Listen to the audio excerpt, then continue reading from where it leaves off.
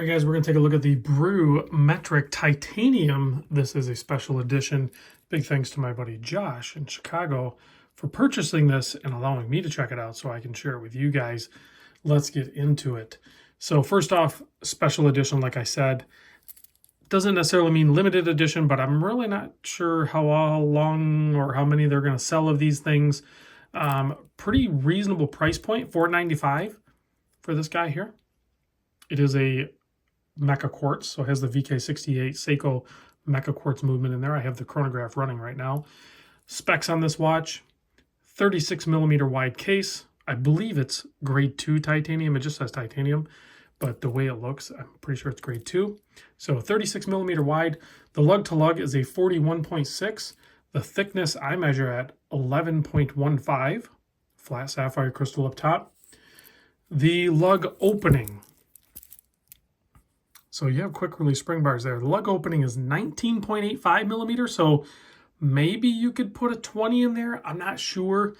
But the reality is I think you're going to want to treat this one as an integrated bracelet type watch. As you can see how it's done, it flares out to the approximately 26 millimeter and then tapers right down to about 16 millimeter, and then you have a fold over clasp with 4 micro adjust.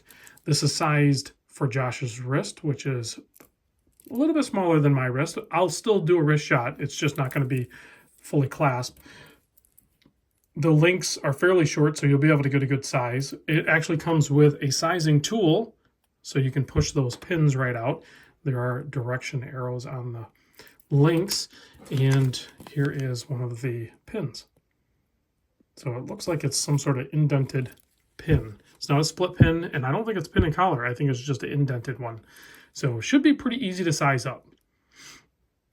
Also, I noticed Josh didn't have one of these baggies in his box when he loaned it to me. So I'm going to go ahead and put the stuff in the bag. Go ahead and get yourself these baggies. They're on Amazon. They're just called jeweler bags. I could do an affiliate link, but honestly, I don't really care. Just go to Amazon, search up jeweler's bag. Get these bags. If you're going to be into watches, get those bags and you'll less likely to lose your piece of parts. Anyway, back to this guy. You have a 5.9 millimeter crown. It is just a push-pull crown. It has 50 meter water resist, and then of course you have these start-stop pushers and the reset pusher. Sized up for Josh's wrist, which I believe is around 6.5 inch or just a little bit bigger than that maybe. It weighs in at 85 gram. If you add those links, it's really not adding much. It's like 89 gram total. So it's a really light watch, as it should be. It's a quartz and it's titanium. But if we take a closer look at the dial there, you can see you have those sub-registers. Down below with the titanium arcing over, the running 60 seconds counter down there. That's always running. And then off to the left, you have your minute counter all the way up to 1 hour. And then, of course, you have your chronograph hand, which we can go ahead and stop. And then to reset, you just click this guy here, and it, boom, snaps back, and it resets even your minute counter. You have the little Brew bean logo there off to the right, over there by the 3 o'clock position. This is a no date, and it's a nice, clean dial. No, it's not symmetrical. It's asymmetrical, right? So pretty cool. I love the Brew designs, or the Farrer design. The owner designed some really cool watches. I've always been a big fan of Brew watches, like their designs. I've owned a couple. I don't currently own one, but if I were to own one, I'll show you right here in this book. This is the book that came with it, so you can see all the different models and everything.